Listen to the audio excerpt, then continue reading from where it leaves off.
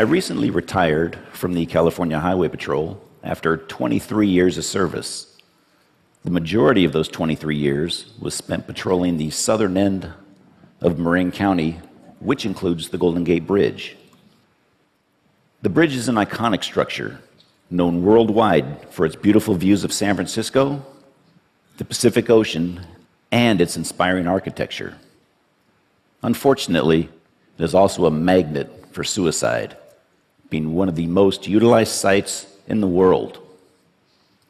The Golden Gate Bridge opened in 1937. Joseph Strauss, chief engineer in charge of building the bridge, was quoted as saying, "The bridge is practically suicide-proof. Suicide from the bridge is neither practical nor probable. But since its opening, over 1,600 people have leapt to their death from that bridge." Some believe that traveling between the two towers will lead you to another dimension. This bridge has been romanticized as such. That the fall from that frees you from all your worries and grief, and the waters below will cleanse your soul. But let me tell you what actually occurs when the bridge is used as a means of suicide. After a free fall of 4 to 5 seconds, the body strikes the water at about 75 miles an hour. That impact shatters bones, some of which then puncture vital organs. Most die on impact. Those that don't generally flail in the water helplessly and then drown. I don't think that those who contemplate this method of suicide realize how grisly a death that they face. This is the cord. Except for around the two towers, there's 32 inches of steel paralleling the bridge. This is where most folks stand before taking their lives. I can tell you from experience that once the person is on that cord, and at their darkest time, it is very difficult to bring them back. I took this photo last year as this young woman spoke to an officer contemplating her life. I want to tell you very happily that we were successful that day in getting her back over the rail. When I first began working on the bridge, we had no formal training. You struggled to funnel your way through these calls. This was not only a disservice to those contemplating suicide, but to the officers as well. We've come a long, long way since then. Now, veteran officers and psychologists train new officers. This is Jason Garber. I met Jason on July 22nd of last year when I received a call of a possible suicidal subject sitting on the cord near mid-span. I responded, and when I arrived, I observed Jason speaking to a Golden Gate Bridge officer. Jason was just 32 years old and had flown out here from New Jersey. As a matter of fact, he had flown out here on 2 other occasions from New Jersey to attempt suicide on this bridge. After about an hour of speaking with Jason, he asked us if we knew the story of Pandora's box. Recalling your Greek mythology, Zeus created Pandora and sent her down to earth with a box and told her never, ever open that box. Well, one day, curiosity got the better of Pandora, and she did open the box. Out flew plagues, sorrows, and all sorts of evils against man. The only good thing in the box was hope. Jason then asked us, what happens when you open the box and hope isn't there? He paused a few moments, leaned to his right, and was gone. This kind, intelligent young man from New Jersey had just committed suicide. I spoke with Jason's parents that evening, and I suppose that when I was speaking with them that I didn't sound as if I was doing very well. Because that very next day, their family rabbi called to check on me. Jason's parents had asked him to do so. The collateral damage of suicide affects so many people. I pose these questions to you. What would you do if your family member, friend, or loved one was suicidal? What would you say? Would you know what to say? In my experience, it's not just the talking that you do, but the listening. Listen to understand. Don't argue, blame, or tell the person you know how they feel, because you probably don't. By just being there, you may just be the turning point that they need. If you think someone is suicidal, don't be afraid to confront them and ask the question. One way of asking them the question is like this. Others in similar circumstances have thought about ending their life. Have you had these thoughts? Confronting the person head on may just save their life and be a turning point for them. Some other signs to look for: hopelessness, believing that things are terrible and never going to get better.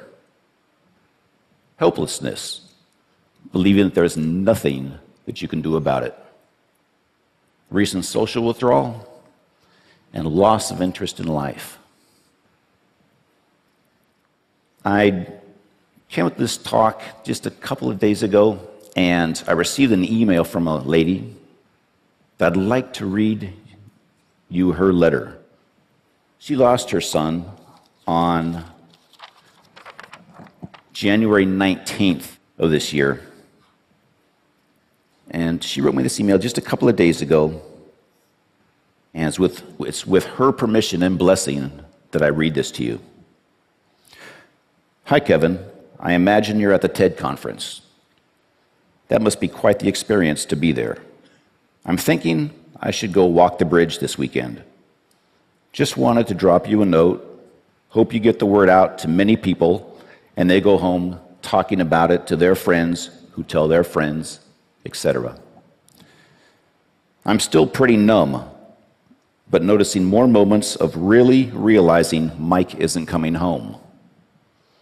Mike was driving from Petaluma to San Francisco to watch the 49er game with his father on January 19th. He never made it there. I called Petaluma police and reported him missing that evening. The next morning, 2 officers came to my home and reported that Mike's car was down at the bridge. A witness had observed him jumping off the bridge at 1:58 p.m. the previous day. Thanks so much for standing up for those who may be only temporarily too weak to stand for themselves. Who hasn't been low before without suffering from a true mental illness? It shouldn't be so easy to end it. My prayers are with you for your fight. The GGB, Golden Gate Bridge, is supposed to be a passage across our beautiful bay, not a graveyard. Good luck this week, Vicky. I can't imagine the courage it takes for her to go down to that bridge and walk the path that her son took that day. And also the courage just to carry on. I'd like to introduce you to a man I refer to as hope and courage. On March 11th of 2005, I responded to a radio call of a possible suicidal subject on the bridge sidewalk near the North Tower. I rode my motorcycle down the sidewalk and observed this man, Kevin Briggs Cây, standing on the sidewalk. When he saw me, he immediately traversed that pedestrian rail and stood on that small pipe which goes around the tower. For the next hour and a half, I listened as Kevin spoke about his depression and hopelessness. Kevin decided on his own that day to come back over that rail and give life another chance. When Kevin came back over, I congratulated him. This is a new beginning, a new life. But I asked him, what was it that made you come back and give hope and life another chance? And you know what he told me? He said, you listened. You let me speak, and you just listened. Shortly after this incident, I received a letter from Kevin's mother, and I have that letter with me, and I'd like to read it to you. Dear Mr. Briggs, nothing will erase the events of March 11th, but you are one of the reasons Kevin is still with us. I truly believe Kevin was crying out for help.